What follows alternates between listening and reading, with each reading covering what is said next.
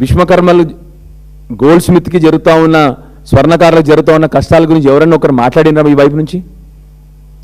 లేదు. మీరు రెండు పనులు చేసినారు మీరు అందరూ మైక్ వస్తే కూడా.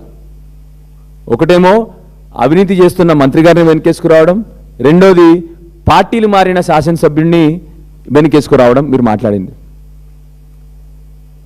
అడగకూడదా మీరు ఏ పార్టీ అని చెప్పేసి? నేను ఒకరోజు కాంగ్రెస్ కండువా కప్పుకోలేదు, నేను బీఆర్ఎస్ అంటాడు. మీ వైపు ట్రెజరీ బ్రాంచెస్లో మీ వెనకాల కూర్చున్నాడు కదా. మా పార్టీ బీఆర్ఎస్ పార్టీ అయితే మా వెనకాల కూర్చోవాలి కదా.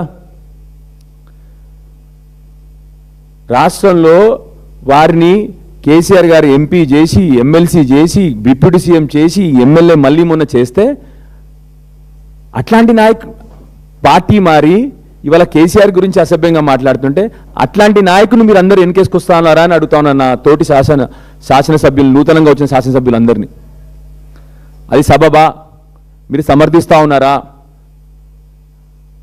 మేము మళ్ళీ చెప్తా ఉన్నాం, తప్పకుండా మేమందరం ఆయనని ప్రశ్నిస్తూనే ఉంటాము.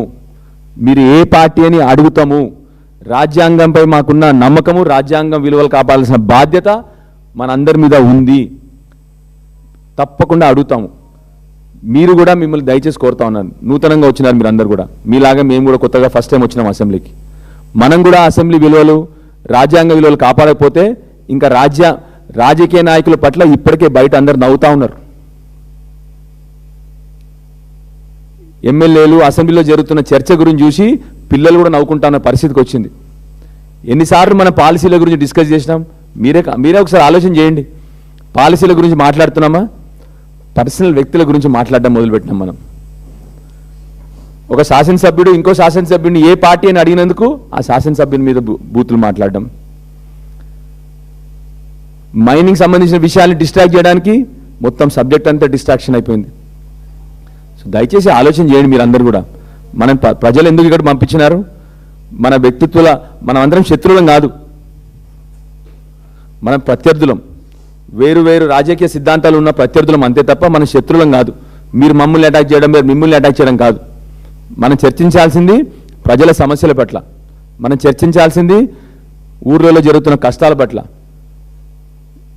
మనం చర్చించాల్సింది విద్యార్థుల పట్ల, మనం చర్చించాల్సింది ఆరోగ్యాలలో వస్తున్న సమస్యల పట్ల, మనం చర్చించాల్సింది ఎందుకు ఉద్యోగాలు తగ్గుతూ ఉన్నాయి.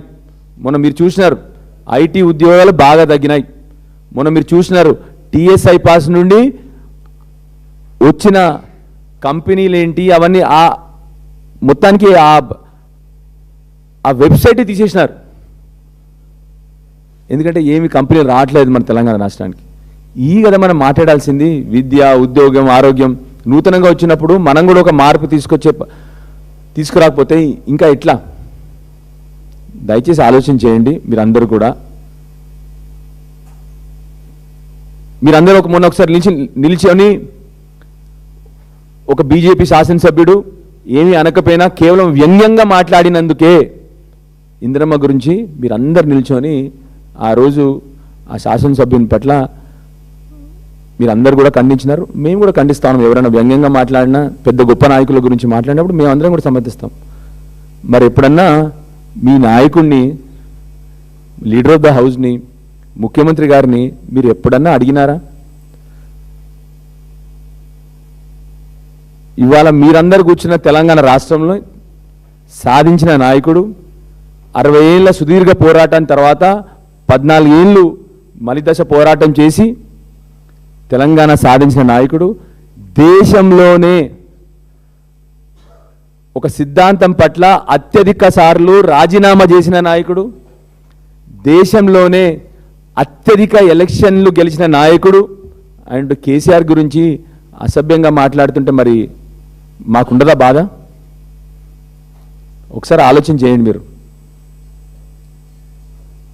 ఎందుకంటే నూతనంగా వచ్చినారు, ఏది తప్పో ఒప్పో మీరు తెలుసుకోవాలి. ఏదో కేవలం ఎవరు చెప్పగానే వచ్చి వేరే వాళ్ళ గురించి అసభ్యంగా మాట్లాడడం తప్పు. రెండవది, ఏ రోజైతే ఎప్పుడు బీఆర్ఎస్ వైపు నుండి